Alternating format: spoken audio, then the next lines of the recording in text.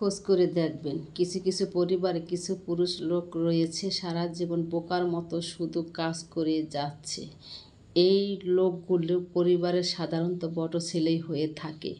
নিজে না খেয়ে, নিজে না পড়ে, নিজের পায়ের নিজের মাটি শক্ত না করে পরিবারের সবার জন্য মাথার ঘাম পায়ে ফেলে ভাই বোনের শিক্ষায় শিক্ষিত করে বড় বড় অফিস আদালতে চাকরি করে অফিসার সেজে বিশাল বহল বাড়ি গাড়ি করে তুলে পরে যার যার সংসার নিয়ে ব্যস্ত হয়ে যায়।